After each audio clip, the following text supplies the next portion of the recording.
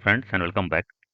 So, hope based on the previous sessions, you have a good clarity on the what is WebSphere, and then what are the different topologies, and how we configure the highly available architectures, right? So now, based on all these concepts that we have learned so far, okay, now for you to easy to understand what are the core components of the WebSphere. Okay, so if you really wanted to be an efficient WebLogic administrator, okay, then you should have a good hold on all the core components that I'm going to explain in this session. Okay, I will list out all the core components, and then I will give you some basic idea about all. Okay, and then going forward in the other sessions, I will cover each and every topic in detail. Okay, so that you will have a good understanding of the core component. So you can say this core component is the basic skeleton of your WebSphere. Okay, so you should have a good understanding of all the core component that I'm going to list here. Okay, and once we have a complete understanding of all core component, then you can have a good hold on the WebSphere. Okay, so now let me list out all the components. The very first thing is the profile.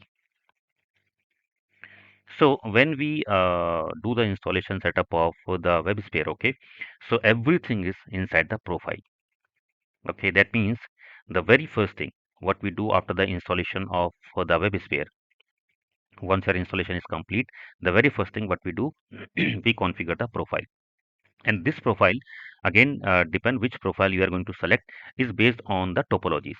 So if you remember that in the previous sessions we have learned about the topology. So we have a standalone topology, we have a ND topology, and then we have an administrative agent. Administrative agent, these are the three topologies we have learned in the previous sessions. So based on these topologies we have to select the corresponding profile here when we configure.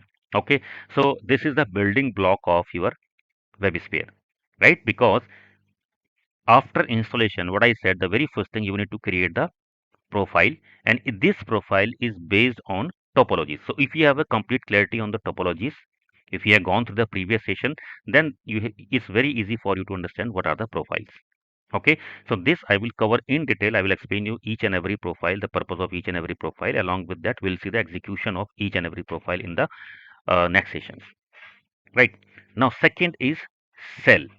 Okay, this cell is a part of your ND profile, right? So what we have learned in the ND profile we use specifically to manage the multiple WebSphere instances which is running across the multiple machines or multiple nodes, right? Node 1, node 2, node 3, node 5. So for that we use the ND profile, right? So that we can do a centralized management of all the WebSphere instances. Along with that, we get some benefits like clustering benefit, load balancing benefits, failover benefits, these kind of a benefits, right? So this cell is a concept of ND deployment, and this cell I am going to cover in detail in the next session where I will cover the network deployment again with all the core components. Okay. Third is your deployment manager.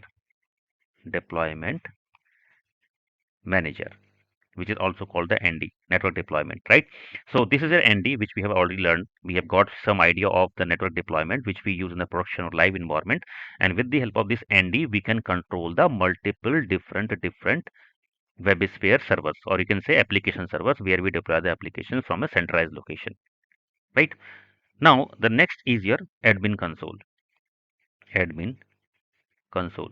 So, this network deployment feature give you the admin console, which you can access from the browser, which is also referred as admin console.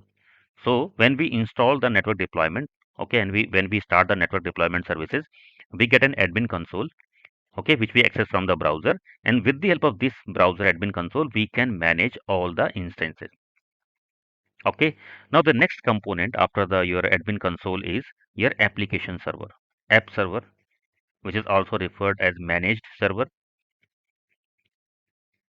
Okay, and sometime it is also referred as WebSphere app server. Okay, so these are the actual servers where we deploy the applications. So that means this deployment manager provide you the admin console to manage your entire cluster where we have multiple web spheres.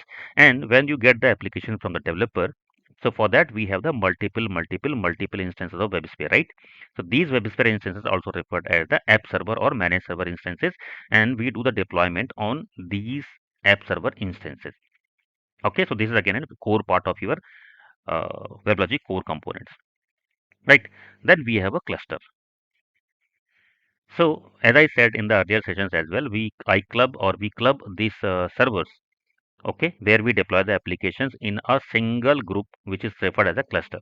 And this cluster give us the benefit of like load balancing, failover, and then session replication as well. One more benefit is session replication. So for all these benefit, we put them in a cluster when we configure the network deployment. So this is again a very important concept.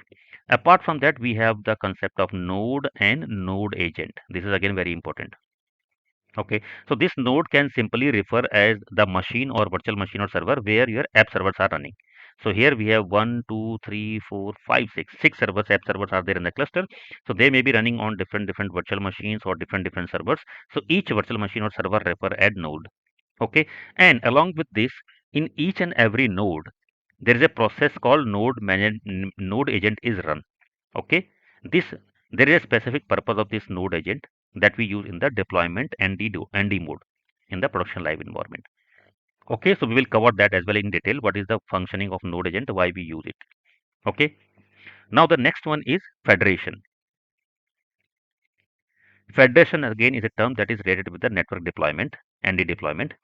Okay, and this is related with your node agent.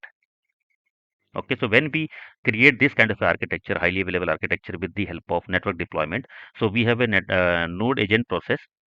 Okay, and then we need to federate this node agent process to your deployment manager. And there is a specific purpose of that. There is a specific process of that one. Why we do it? What is the meaning of that? We will cover everything in detail. What is the purpose of this federation and node agent? And then we have the next important component, which is called the administrative agent. Administrative agent. So this is the same agent we have discussed in the previous session as well. We have a topology. In the topologies, we have three topologies: standalone, ND, and administrative agent. So this administrative agent, this is I'm referring the same, right? Which we use to manage the multiple different standalone instances from a single location, from a single admin console. Okay. And what is the limitations of this administrative agent we have seen in the previous sessions.